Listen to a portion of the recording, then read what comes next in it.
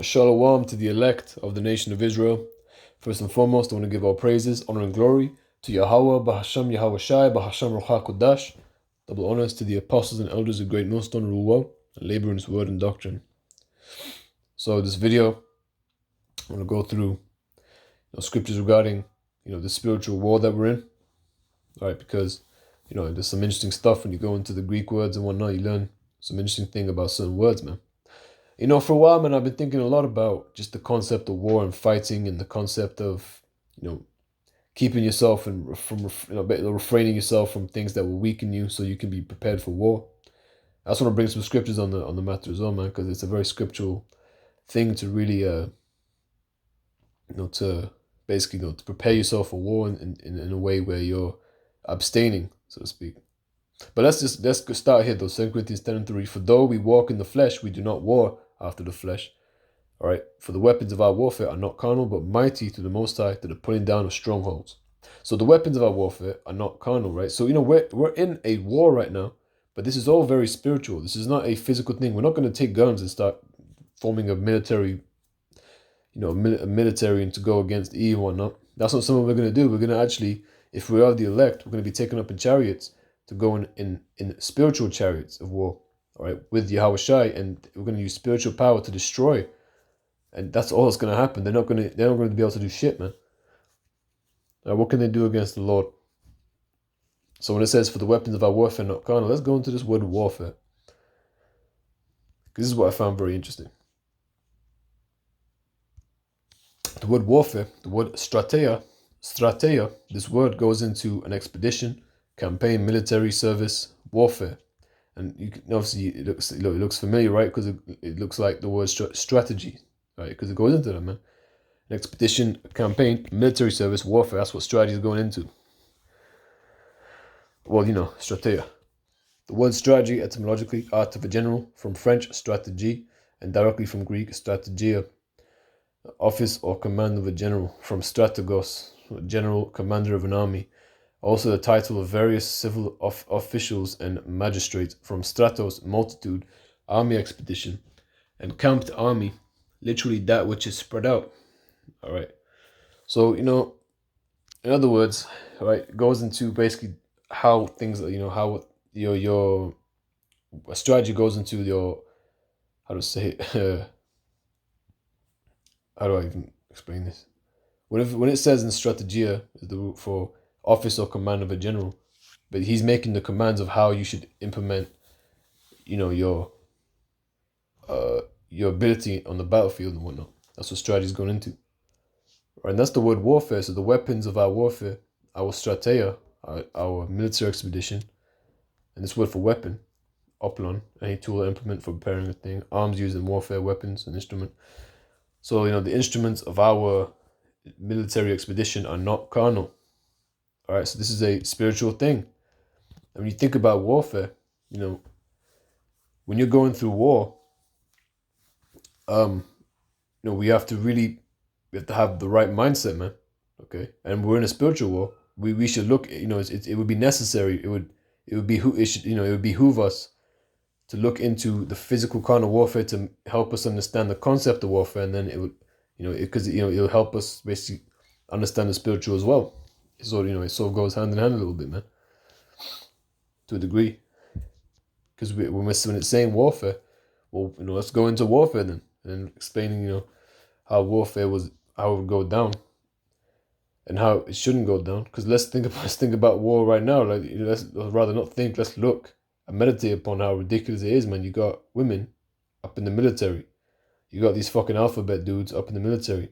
Man, if you had a military, do you really want women or those fuckers to be in there? Or do you want actual people prepared to, to have strength and be rigorous? All right, to fight through pain. All right, people who are, men, just masculine men, not no fucking, just someone who's gonna be weak. And there's things that can make you weak. That having a wife, being around your wife could make you soft and weak, and that's not necessarily always a bad thing, because a wife is for comfort. But you gotta use things, do things correctly, man. You gotta take some time away from your woman here and there. And when you're talking about war, you most certainly gotta do that, man. Again, let's get this before I go anywhere, man. Let's get this actually. The First Corinthians 7. Let me check. There you go. This is 1 Corinthians 7:1. Now concerning the things whereof you wrote unto me, it is good for a man not to touch a woman. All right.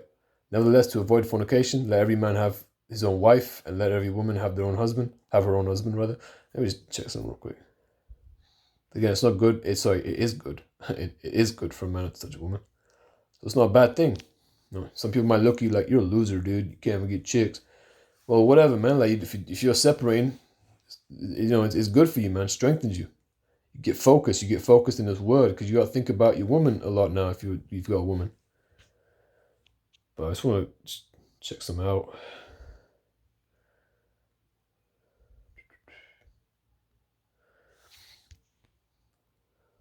Let me try it. Search for it. I don't know exactly what to search. Let me think.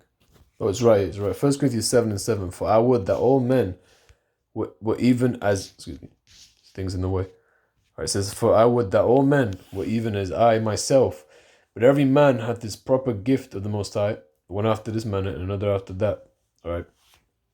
So, he's saying such. And, the reason why, man, is because if we're in a spiritual warfare, it would actually be better for us to actually, just to be with, not to be married, basically. All right, it's obviously a beautiful thing. It's a blessing, to have a family is a beautiful thing. What does it say, man? Genesis, man, be fruitful and multiply. But again, it's a time and place for things, man. It all depends who you are. Some people, it's best for you not, and that's speaking even for myself. It's best for me to stay away from women.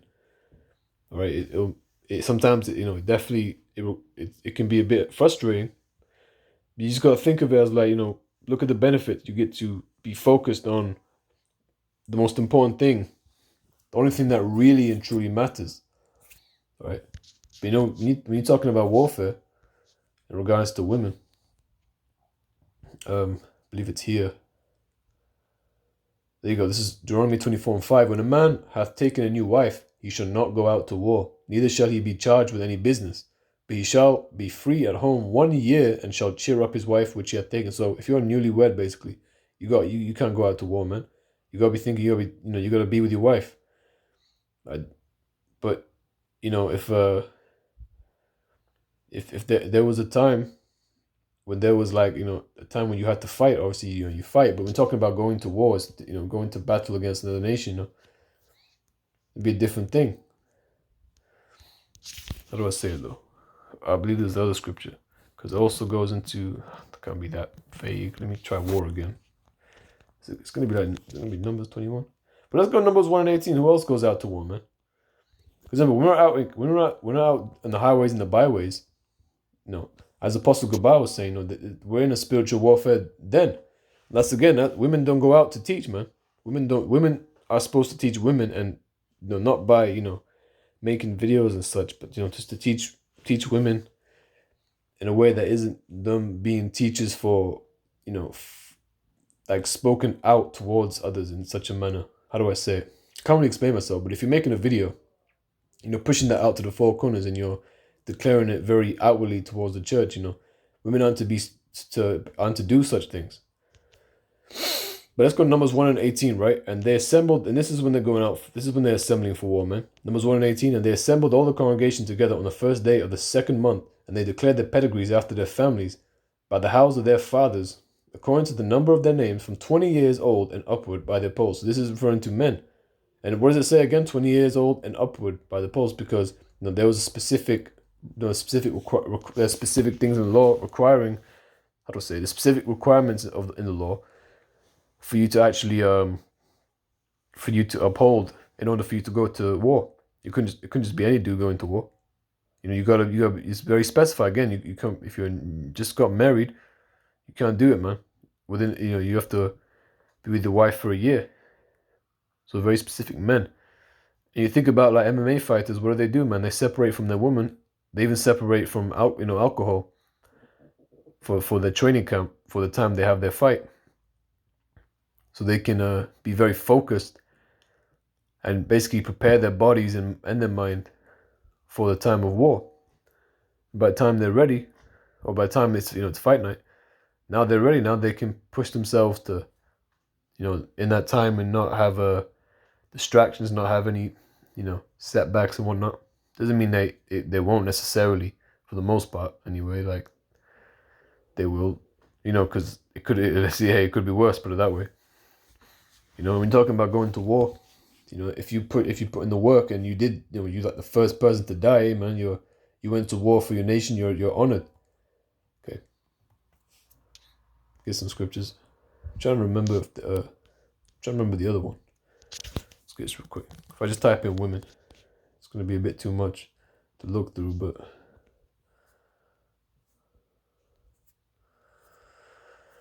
how am I supposed to find this, man? All right, so Deuteronomy 3 and verse 18, and I commanded you at that time, saying, Yahweh your power hath given you this land to possess it. You shall pass over armed. All right, you shall pass over armed before you, brethren, the children of Israel, all that are meet for the war. All that are meet for the war, okay? All right, because, again, there was specific things that had specific requirements for you to be, eligible for war. Now, verse 19, but your wives and your little ones and your cattle, for I know that ye have much cattle, shall abide in your cities which I have given you. You see, women don't go out to war, man, and the children don't. Women and children don't take part in such thing. So it would be necessary, all right, for the most part anyway, to really avoid really trying to get out, get a family and whatnot. For the most part, again, there's a deal. Scriptures say it, man, be fruitful and multiply, and it's a beautiful thing. But if we're in a spiritual warfare, what is better? That's why Paul said what he said, man. All right, you can focus in the spiritual warfare instead, and there's no hindrances and distractions from your focus. But I only really wanted to bring out like a few scriptures. I don't want to say this video is edifying. All praises, honor, and glory to Yahweh Bahasham, Yahweh Shai Bahasham, Ruach Kodash, and double honors to the apostles and elders of Great Millstone who rule well and labor in this word and doctrine. Shalom.